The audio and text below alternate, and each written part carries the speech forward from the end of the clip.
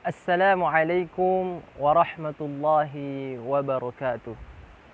Alhamdulillah, alhamdulillahi rabbil alamin.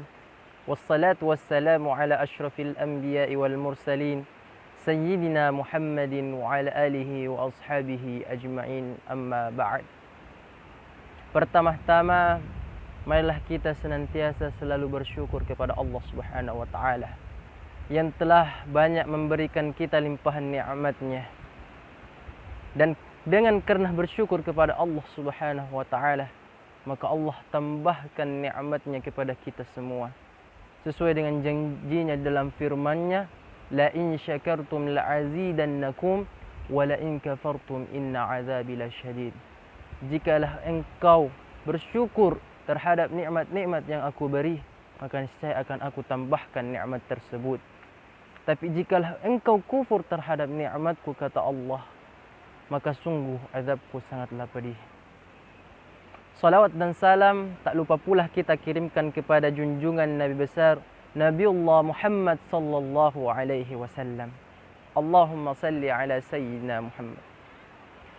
Dialah uswatun hasanah dan rahmatan lil alamin. Dan semoga kita selalu berharap salawat yang selalu kita kirimkan kepada beliau menjadi bukti cinta kita kepada beliau dan menjadi asbab kita mendapatkan syafaatnya baginda Rasulullah Muhammad SAW. Sobat Muslim yang dirahmati Allah Subhanahu wa taala dimanapun kalian berada. Pada pertemuan sebelumnya kita telah selesai membahas bersama-sama hadis Nabi SAW tentang niat.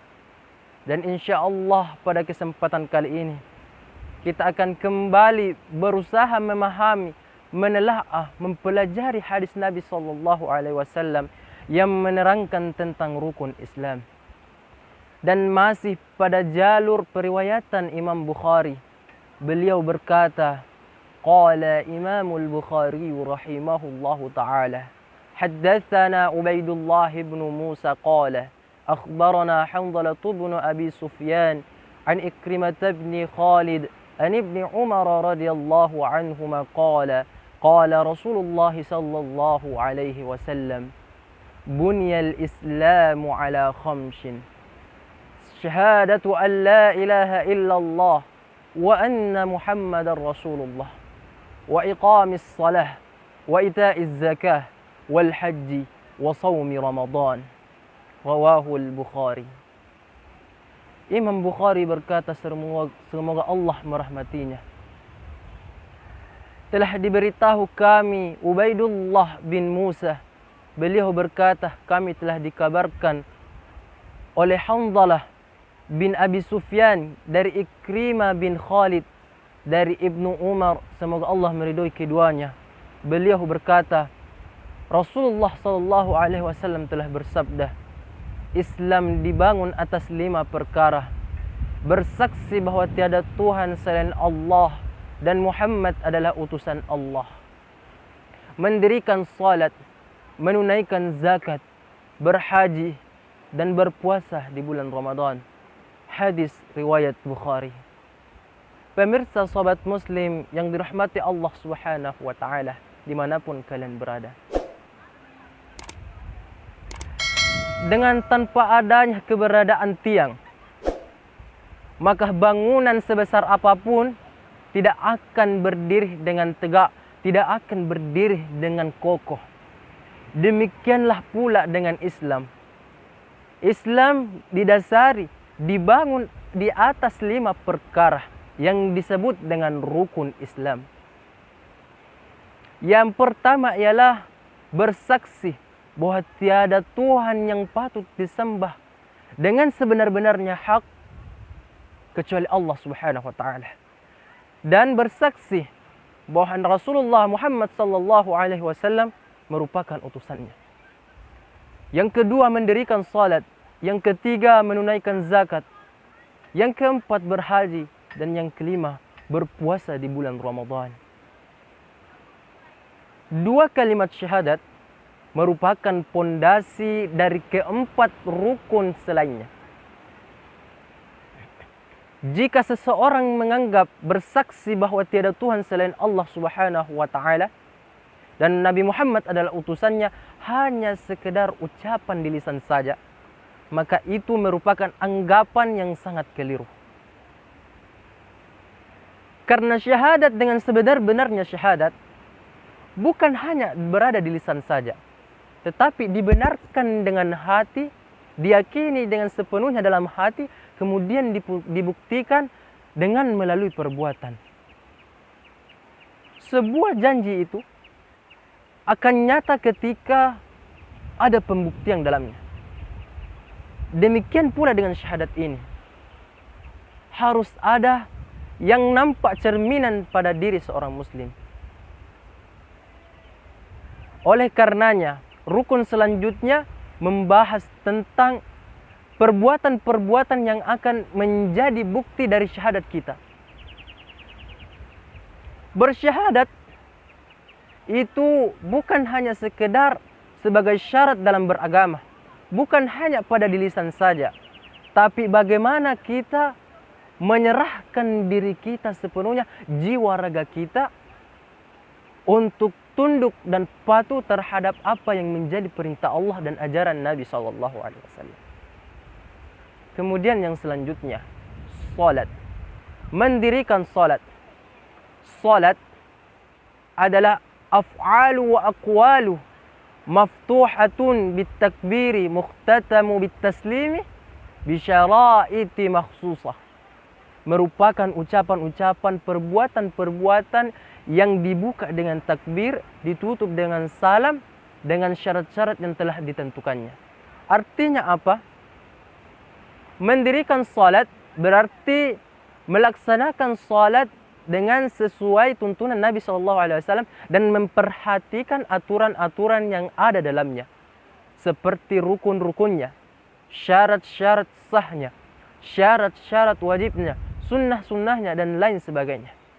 Jika seorang muslim hanya sekedar melaksanakan salat saja tanpa memperhatikan yang demikian tadi, berarti hanya disebut sebagai sekedar mengerjakan salat saja. Namun bukan itu yang dimaksud, bukan itu yang diinginkan dari tujuan salat yang sebenarnya. Di mana tujuan salat ialah anil fahsya'i wal munkar. Inna salata tanha anil fahsya'i wal munkar. Mencegah kita untuk melakukan perbuatan keji dan perbuatan yang munkar. Dan salat juga merupakan imaduddin, tiang agama. Maka barang siapa yang melaksanakan salat, mendirikan salat, maka sungguh ia telah menegakkan agamanya. Dan barang siapa yang meninggalkan salat, sungguh ia telah merobohkan agamanya. Demikian sabda Nabi SAW mengenai salat. Salat juga merupakan amalan yang paling pertama dihisab di hari kiamat nanti. Dan masih banyak lagi penjelasan-penjelasan salat yang begitu panjang lebar, tapi mungkin hanya sedikit yang dapat kami sampaikan pada hari ini. Kemudian melangkah selanjutnya, menunaikan zakat. Zakat merupakan pengiring salat dalam Al-Quran dan As-Sunnah. Banyak ayat yang menjelaskan tentang perintah salat, kemudian diikut sertakan zakat tersebut. Ini menandakan bahwa zakat juga adalah kewajiban bagi kita. Dan sampai dijadikan rukun dalam Islam. Zakat ada dua macam. Yang pertama zakat fitrah. Yang kedua zakat mal. Zakat fitrah dikeluarkan setiap tahunnya di bulan suci Ramadan. Dan zakat mal dikeluarkan apabila harta kita telah mencapai jumlah haul dan jumlah nisabnya. Jumlah harta yang telah capai haulnya dan juga nisabnya. Zakat membersihkan harta kita. Karena harta yang kita miliki ada hak seorang fakir miskin di dalamnya. Oleh karena itu kita wajib mengeluarkannya untuk membersihkan harta kita tersebut. Kemudian yang keempat, berhaji. Dalam hadis ini, perkara haji didahulukan dibandingkan perkara berpuasa di bulan Ramadan. Padahal sebagaimana yang kita telah pelajari, bahkan mulai dari kita kecil diajarkan oleh orang tua kita, selalu saja berpuasa yang kita dapatkan terlebih dahulu dibandingkan haji tersebut. Tapi mengapa pada hadis demikian, haji terlebih dahulu dibandingkan puasa di bulan Ramadan? Maka pada saat itu Ibnu Umar ditanya mengenai tentang hadis yang diriwayatkannya ini. Maka beliau menjawab, inilah yang aku dapatkan dari Nabi SAW. Berarti ada dua macam versi hadis dari Nabi SAW. Ada yang mendahulukan saum, ada yang mendahulukan haji. Tapi kalau kita perhatikan telah dengan baik pada hadis tersebut, dan bahkan dalam sebagian pendapat ulama hadis, hadis yang mendahulukan haji menekankan kita, memberikan kita kejelasan pembelajaran bahwa orang yang memiliki kemampuan telah memiliki kemampuan baik materi, fisik, kesehatan, mental, dan lain sebagainya untuk melaksanakan haji, maka hendaklah ia melaksanakan haji terlebih dahulu tanpa ditunda-tunda lagi. Kemudian hikmah haji.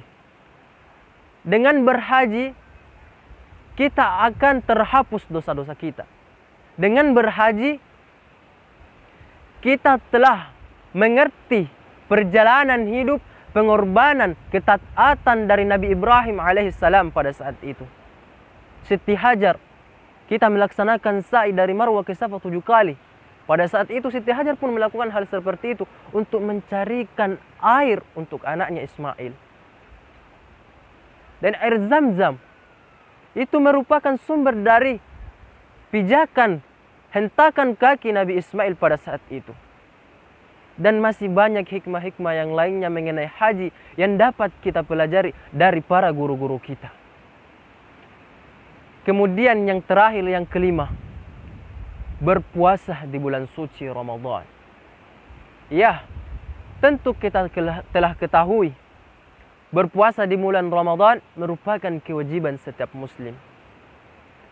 Dalil yang mewajibkan puasa tersebut telah sering kita dengarkan, bahkan baru ulang kali kita dengarkan di setiap bulan Ramadan, yaitu ya ayyuhalladzina amanu kutiba alaikumus siyam kama kutiba alal ladzina min qablikum la'allakum tattaqun. Wahai orang-orang yang beriman, diwajibkan atas kalian berpuasa sebagaimana diwajibkan atas orang-orang sebelum kalian. Kemudian puasa yang kita laksanakan tersebut merupakan perisai bagi kita, penahan hawa nafsu dari kita. As-siyamu junnatun. Puasa merupakan perisai.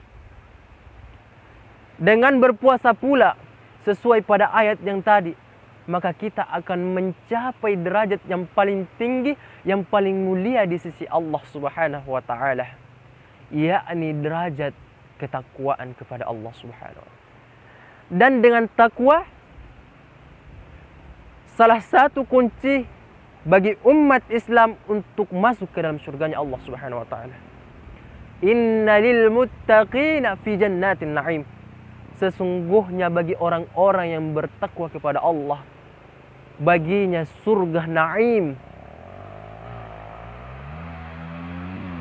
Ya, itulah posisi puasa di bulan suci Ramadan.